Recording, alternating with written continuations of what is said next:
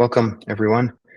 It's Friday, so I was trying to think of on Fridays, what do I need? What can I share that seems pertinent for, setting us up for the weekend? And one of the upsides of insomnia is that I have a fair amount of additional hours in my day where I'm just sort of resigning myself to the fact that I can learn all kinds of other things. So last night I was up.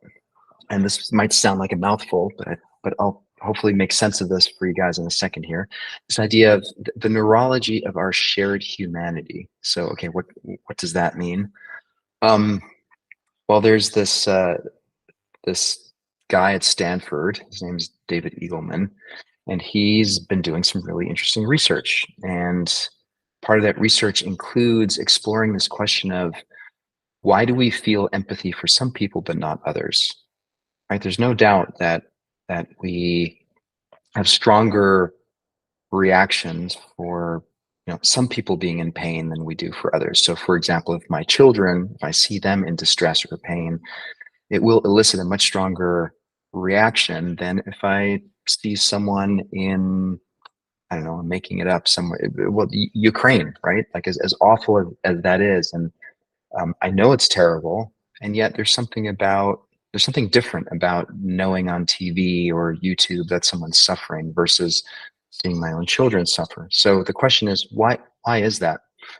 So he set out to study this, and what he did was he used a functional MRI and he put subjects into the fMRI, and then he would show them a video of their hand being poked by a syringe. So listening to a pain response, and then he would notice which parts of the brain lit up, meaning which parts of the brain were being activated and perfused with, oxygen rich and glucose rich blood, meaning those are the neurons that are needing energy. And so there you go. There's the neurologic or biological correlate for what it is for this person to experience pain.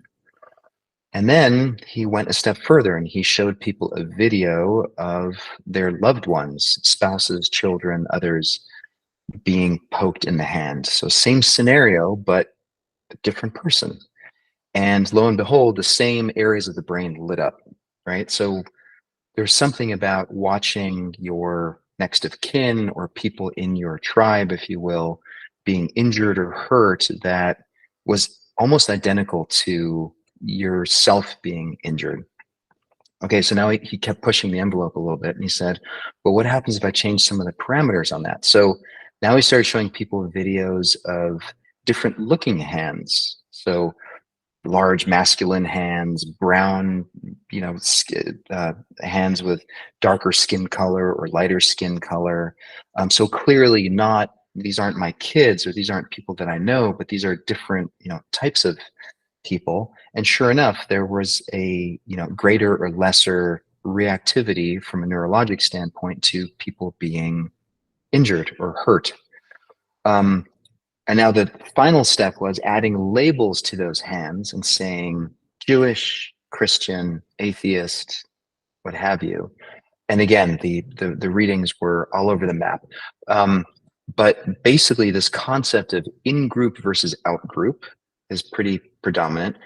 And part of what it means is that we are biologically predisposed to respond to injuries or pain, or if you will, have empathy for people in our in-group as they get injured, in the same way as if it was us being injured. There's something very foundational and biological about that process. And this is an unconscious physiological response. This is not something that we go into the MRI saying, okay, I'm going to be the good guy here and I'm going to live by my moral or ethical code and I'm going to treat everyone equal. This is subconscious, right? This is a physiological reactive thing that happens. The other strange thing is that the definition of in-group and out-group is constantly changing. So as you read the news, our brain is constantly, parsing, oh, these are my people saying this and these are those people, and so I'm going to discount what these guys say and I'm going to agree with what they say and so forth. And the easiest example I can give there, being German, is, German soccer hooligans or English soccer hooligans are pretty are a thing, right? They're pretty intense people, and they will injure each other. They will really hurt each other when Liverpool plays Manchester and so on and so forth. It's game on. But then as soon as England is playing Germany, and all of those, Liverpool and Manchester fans are on the same bus in Germany going to the European Cup game, they're all locked arm in arm and they're, singing songs and getting drunk together and having a great time. So great example of how slippery and how quickly the definition of in-group and out-group changes. And so the question for me is always like, oof, that feels kind of heavy. Am I completely powerless about this? And the answer is no, because with self-directed positive neuroplasticity, knowing that if I keep stimulating the desired networks in my brain, we can direct this definition of what constitutes an in-group by practicing it. And so I was thinking, today we'll spend just a few minutes exploring that and seeing what that means. And the link here is what I would call shared humanity. And Eagleman uses this term too. It's like if we can consciously step outside of this knee-jerk biological reactivity that we have to people looking different or behaving differently than us, and us having this unconscious reaction, we can actually cultivate a more inclusive mindset. So I was thinking, let's do that for a few minutes, and hopefully that'll set us up for the weekend. So as always, let's start eyes closed. Yep, just catching myself. Feet are crossed, so I'm going to uncross my legs, put my feet flat on the ground.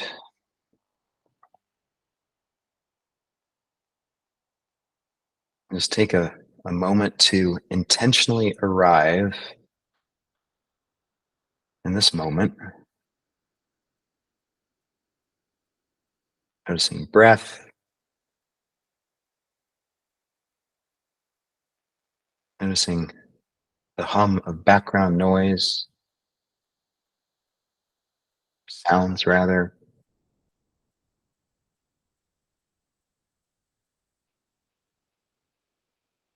feeling breath entering and leaving the body.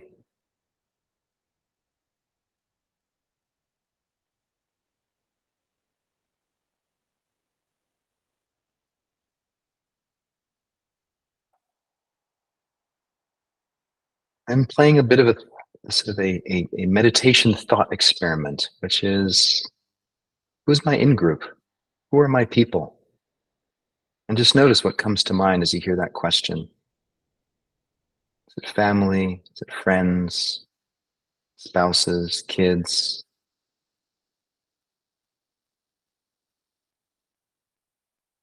When I mention the word tribe or in-group or my people, who are they for you?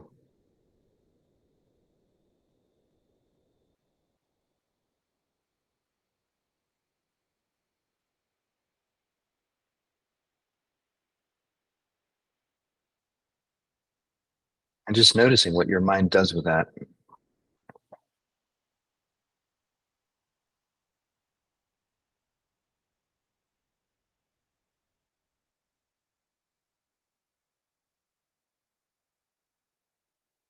And I'm noticing a sensation in my chest. There's sort of an openness or an expansiveness. When I think of my people, there's an inclination to lean in, to open up.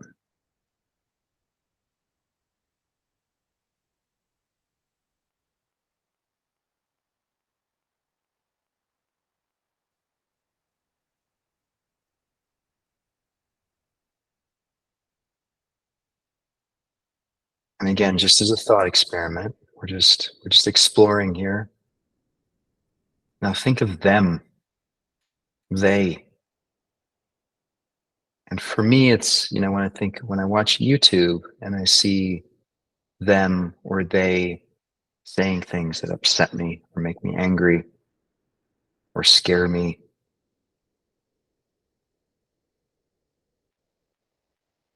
and just noticing the different quality of just the feeling tone of how different it is to think of them and they versus my people or my tribe.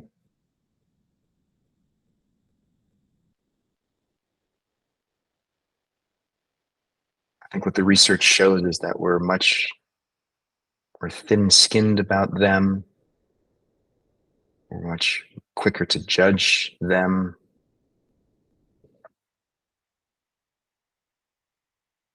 The real sobering results of the research is that we're much less likely to care or actually experience an empathic response for when they are in pain or when they are struggling.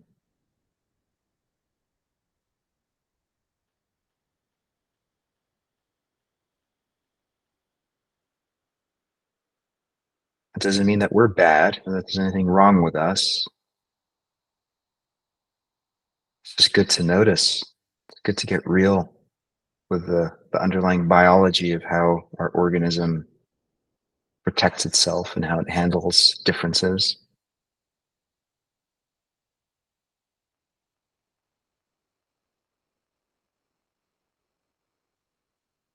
Maybe in this moment, there's an intention that you can set to reach out to one of them. Maybe give just a little more time, a little more patience to seeing them and understanding them.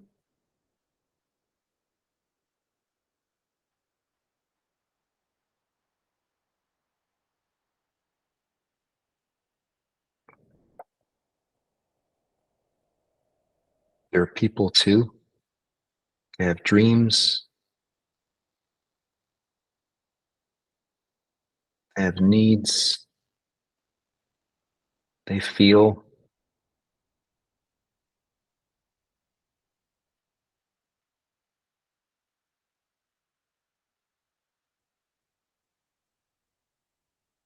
And to me, in some sense, the ultimate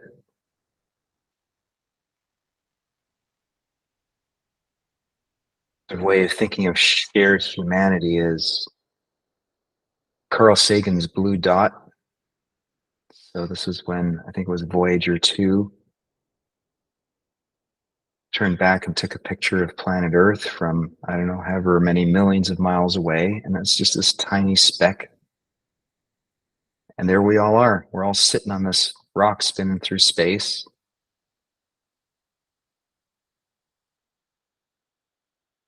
Sometimes trapped in our own biology and our biological dispositions to be tribal and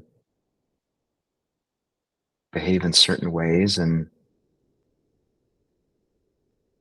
I like to think that we're all getting together on a regular basis in these sessions to acknowledge that and also do what we can to shift it so that there's more harmony and peace and love.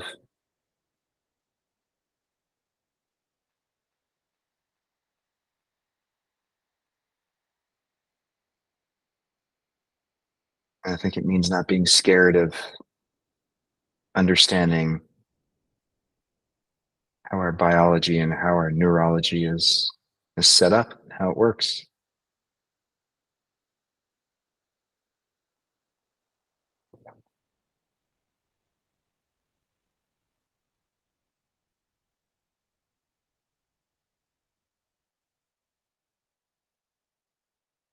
So it's an invitation, I think, for this weekend. As you go through your weekend and you interact with strangers or neighbors or people that you know, people that you feel more or less affinity for, to see if in the back of your mind you can notice, oh, in group, out group. Is this person in my in group? Do I treat them differently because they're in my out group? And just acknowledge that this is going on all the time for us.